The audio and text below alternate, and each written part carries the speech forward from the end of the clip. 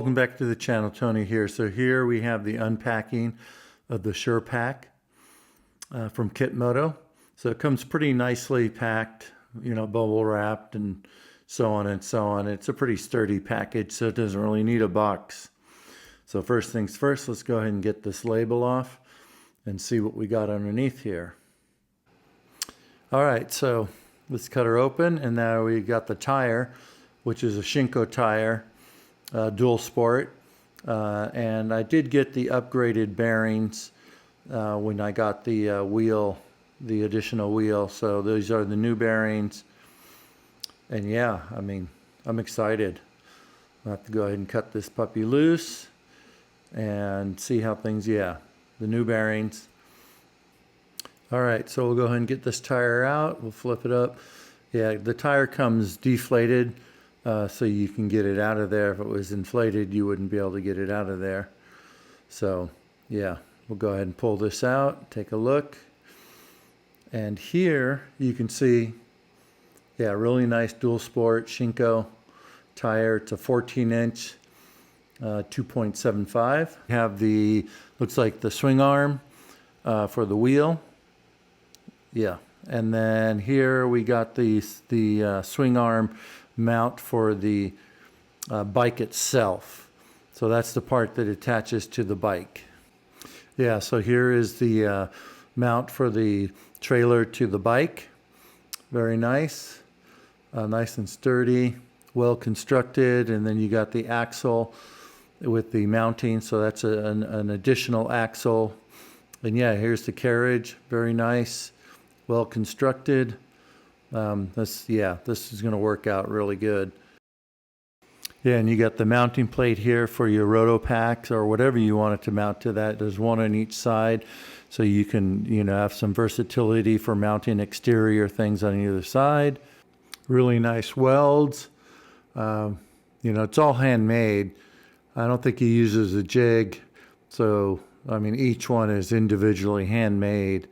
Very nice construction. All aluminum. All right, so we're going to go ahead and see how the action packer fits. And it looks like the action packer fits really nice and snug. Very good. We'll take a look and see. Yep, very nice. Yeah, it's a good system, I would say, even for a plastic tub. Now let's see how the swag fits. And it looks like it almost looks like it was made for it. Now the moment of truth. Let's see how this fits. Nice. Very good. No issues so far. So I think that's a winner. We'll have to go ahead and put the top on and see how that fits. Get that on there nice and snug. There. And then you got your latch over here, which is going to, you know, give you the locking options and stuff. And it's a much better option than just strapping it. Yeah, and once it's mounted to the trailer, it's not coming off. So that's a really good option. So here we have the trailer mount, and it's got some bushings. You can grease that and get it all set up. It's really nice setup. You got plenty of turn on this. I don't think you'll max it out except when you're backing up. But yeah, very nice. It's a lot longer than I thought it would be. I mean, that's taking up the whole table. Yeah, you see?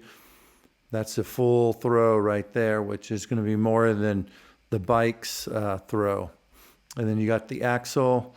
So the axle is stock comes drilled out, and then he's got this steel pin that goes through that's threaded, and that will go through and tie in onto the other side, which is threaded. So that's the threaded side, and then it has a little hole.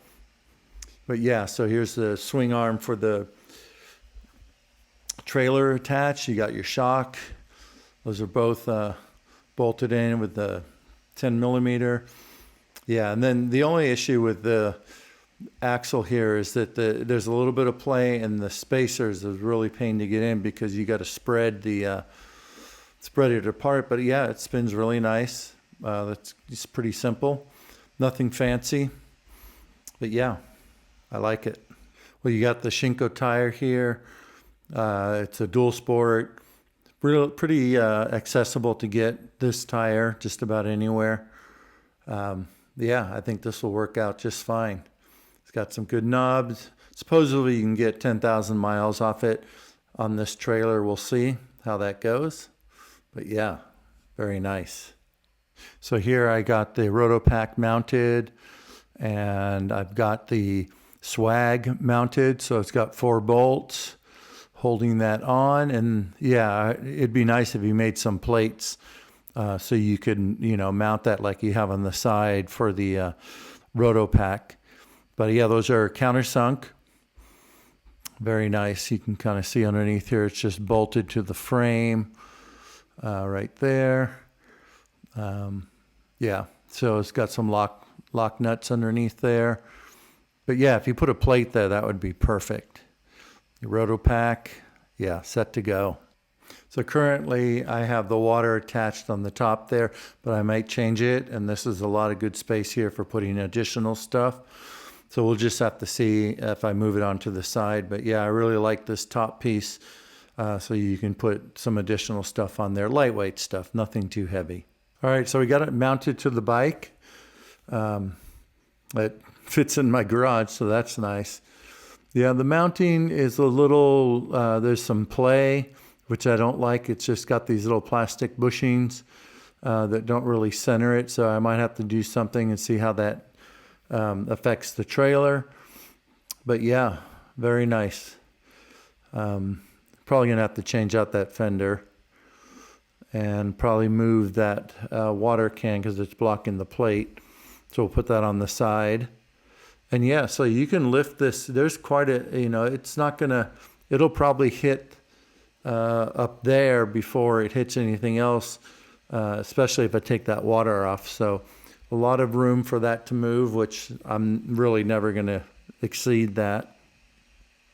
And yeah, you got plenty of swing. So if you turn this all the way, get that out of the way, turn this all the way, that's probably the equivalent, if not more, than your full lock on your front steering. So it should not hinder your turning at all. Only for backing up would be the only issue, is to watch out that you don't you don't bind that when you're backing up. Yeah, so it's easy enough to just get off the bike and adjust the trailer as needed when you're backing up or any situation. But you do have to be careful for the binding. But yeah, very nice. This is really going to work out nice. Puts all that weight on the axle, and we'll just have to see how it goes when we hit the road. I do have another set of lights like I have there that I'm going to put on the back of the trailer. I'll have that wired, so that will give me some light back here. Probably put some reflectors, do some other stuff for that.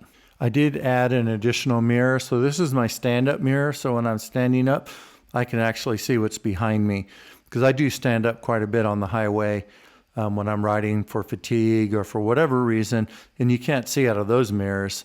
So this mirror is my stand-up mirror, and it'll help me with the seeing the trailer when I'm on the highway too. Yeah, the shock is just a pit bike shock, standard 10-inch, 10 millimeter, 20 millimeter. Axle's just a bolt with a nylon nut on it to hold it on, so pretty basic. And the pivot arm here is about the same. It's just another bolt with a nylon nut on it. No bearings, anything like that. So you can't tighten this too tight because it will bind. So just tighten it tight enough so that you can still get some swing from the trailer.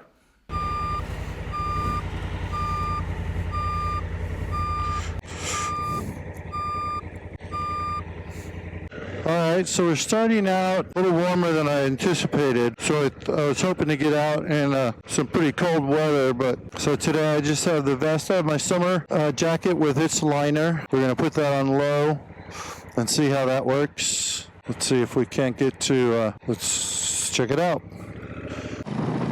So the trailer's riding pretty stable so far. You don't see a lot of side to side or wobbling or anything. This is just, highway speeds, probably not going too fast, but yeah, so far so good with the stability.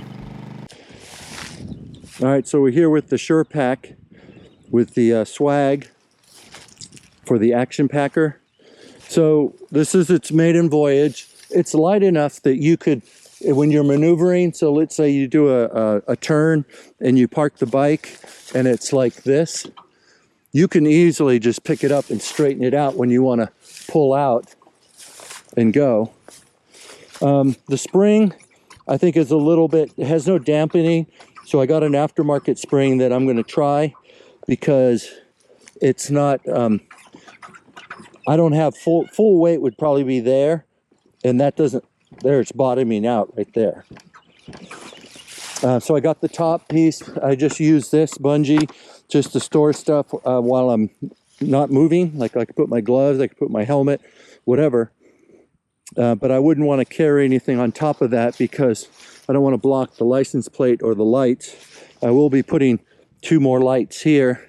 I also got a bigger fender because you can just see, just riding through some puddles on the street, it just sprays the whole thing. So I got a wider fender I'm going to try. But otherwise, you know, it's working great. I might get one of those small fenders that go here, just to block this throw from covering all of this, especially in a muddy situation. But yeah, we got the 2 gallon. It's a 1.75, but I'm calling it 2 gallons. We got the 1 gallon on this side. This right here is my water bottle. So I can use this if I want to store coffee in it, hot coffee, or if I want to put milk, because these thermos, they'll stay cold or hot for a couple days, depending on the weather.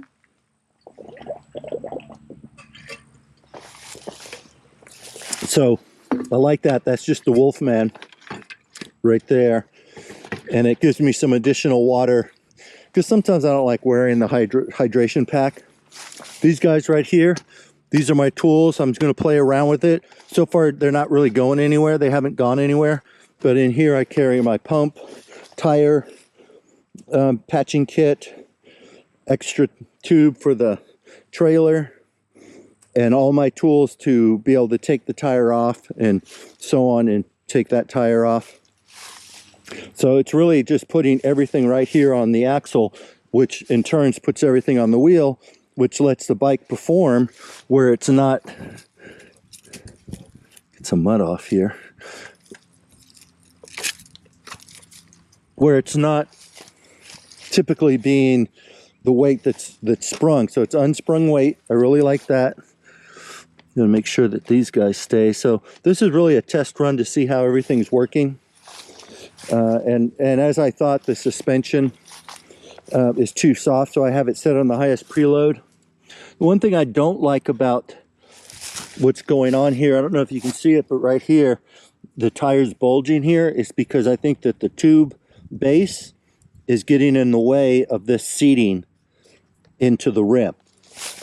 And it doesn't do it on this side, and when I looked at it, I could see the tube base and it was in the channel for there. So I went ahead and got a couple other tubes to see if I can remedy that. It might have just been the type of tube, but I got tubes specifically for this rim and this tire. So we'll see if that changes anything. And then the nice thing about the action packer, so I'm parked at my campsite. I can easily take this off. This is the swag again, which fully locks it. I'll take this off, put this aside. All I need to do is pick this up and bring it over to my campsite where I'm going to go ahead and set up my tent. And then plus this also doubles as a seat or a table. So I can sit here and work, or I can have my seat and put my feet up on this. So this is really cool. And again, this action packer, it's bolted to the trailer, so it's not coming off and I don't have to strap it. When I'm done in camp, pick it up, drop it in, put my lid on, and she's all packed up and ready to go. So I even talked to Joel, who makes this, and I sent him some pictures and said, hey, you got to start adding this swag to your action packer by just putting a couple of these plates here underneath so you have somewhere to attach it. And he said he's been looking at them, but he didn't know if it would work. And now that he knows it works, he might be adding some stuff to the trailer so you can just bolt this right onto the trailer without having to drill anything except, you know, just drilling holes into this stock, which looks like 1/4 inch stock. So if you had 2 1/4 inch stocks coming across underneath the frame, then it would line up with the existing holes. I had to drill holes into the base and into the frame to be able to attach it. So I think if he sets it up, puts this in his store, that you can buy it with the swag action packer already set up for the trailer, and it packs up fairly small. So he could almost probably fit this in with the way he packs the trailer. It is expensive. It's like $180. It's all, you know, aluminum. It's all laser cut. But I think just this makes it worth it, because otherwise you have rock straps and you have no way of locking this to the trailer. So yeah, first time out.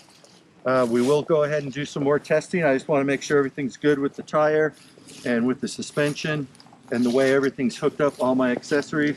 I'm probably going to add one more of these, do some more tweaking of some. I did have to put a washer on the other side, right in between here, to keep it from rattling around, to keep it nice and firm. The other modification that I did is the way I mounted this. So I put a little spacer right here to keep this so it's not right here, because it looked like it would be bouncing off the tire, and that wouldn't be a good thing. But I'm replacing this. I'm getting a bigger one for this. And then she's ready to go. There she is. All right, thank you. Doom, doom, doom, doom, doom. You reminded me. So I was experiencing some sway on the trailer from side to side, and that has to do with the way it's attached to the axle. So you can see it kind of does sway, and that does affect the bike, especially when you're on the highway. So I'm going to fix that.